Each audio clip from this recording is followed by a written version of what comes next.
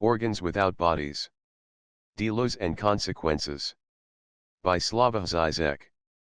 Hegelian interlude, Dumb and Dumber. How many people noticed that the Hegelian dialectics is unconsciously practiced by Dan Quail and George W. Bush? We thought we had seen it all with Quail a decade ago. However, in comparison with Bush, Quail emerges as a rather intelligent person.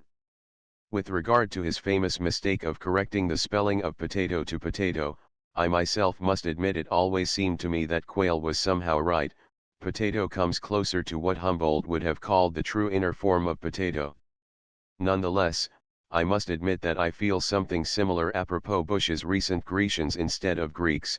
Keep good relations with the Grecians. Grecian does seem somehow more dignified, like thou art instead of you are, while Greek sounds all too close to geek. Were the founders of our noble Western civilization really just a bunch of geeks? How, then, does Bush compare with Quail? Are Bush's slips, like those of Quail at his best, at the level of the Marx Brothers' supreme slips? No wonder you remind me of Emmanuel Rabelais, since you are Rabelais, or of no less ingenious Goldwynisms, the sayings attributed to the larger-than-life Hollywood producer Sam Goldwyn, from an oral agreement isn't worth the paper it's written on, to the notorious include me out. Most of Quail's and Bush's slips follow the basic formula of what the French call la palissades, the tautological statings of the obvious attributed to the mythical figure of Monsieur Lapalisse.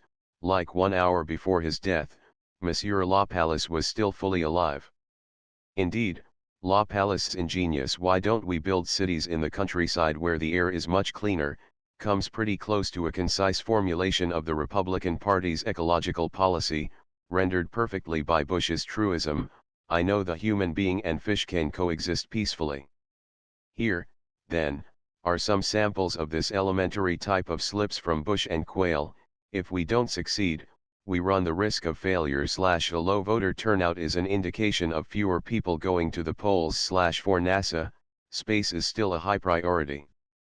These la palissades get a little bit more interesting when pure tautology is emphatically offered as a causal explanation. See the following slip of Quail: "When I have been asked who caused the riots and the killing in Los Angeles, my answer has been direct and simple: who is to blame for the riots? The rioters are to blame. Who is to blame for the killings? The killers are to blame." There is, of course, an implicit conservative political logic in this tautology. That is, this quote relies on an implicit negation. Don't look for the deeper causes in social circumstances, it is the immediate perpetrators who bear the full responsibility. Things get even more interesting when, in a strangely Hegelian way, Quail explodes the identity by opposing the notion and its empirical exemplifications. It isn't pollution that's harming the environment. It's the impurities in our air and water that are doing it. While Bush is not able to follow Quail along this road, he often does catch up with him in producing slips in which a conceptual opposition is raised to the level of dialectical self-relating, Selbstbeziehung. Recall how he posited the very opposition between irreversibility and reversibility as reversible. I believe we are on an irreversible trend towards more freedom and democracy, but that could change. So it's not simply that things are either reversible or irreversible. A situation that appears irreversible could change into a reversible one. Here is an even nicer example of this reflexivity: the future will be better tomorrow. The point is not simply that Quail made a mistake, intending to claim that tomorrow things will be better. In the near future, tomorrow, future itself will look brighter to us. Did Bush not reproduce exactly the same structure in his statement? One of the common denominators I have found is that expectations rise above that which is expected. With Quail, this reflexivity culminates in the following quote, in which the series of 3 evasions/disavowals is consummated in the speaker's self-erasure from the picture: "The Holocaust was an obscene period in our nation's history. I mean in this century's history. But we all lived in this century. I didn't live in this century." The logic of progress in this series is inexorable. First, in his eagerness to square the accounts with the dark past of his own nation, Quail attributes to it the crime of the century, which it did not commit. Then he retracts, specifying that the act was not committed by his nation. in a desperate attempt to return to the logic of settling the accounts with one's past, he then constitutes a new community, no longer our nation but all of us who lived in the last century and are thus responsible for the Holocaust. Finally, becoming aware of the mess he talked himself into, he automatically opts for a quick escape, excluding himself from his own century. In short, in a gesture that forms the perfect reversal of Goldwyn's include me out, Quail excludes himself in his century. No wonder, then, that, after this imbroglio, he makes a statement that provides the most succinct characterization of Bush: people that are really weird can get into sensitive positions and have a tremendous impact on history.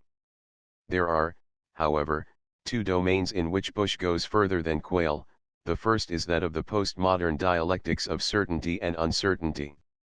In Bush's thought, uncertainty about the empirical figure of the enemy, far from diminishing the danger, dialectically inverts itself into the higher certainty that there must be an enemy, all the more dangerous for the fact that we don't know who, exactly, he is.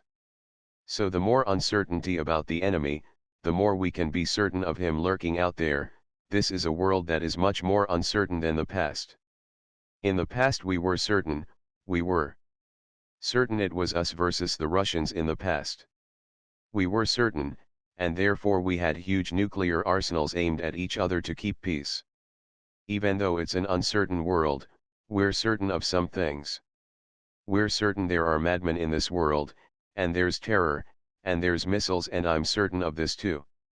Bush also surpasses Quail with regard to the refined reflexive twist of the simple Christian precept, love your neighbor like yourself.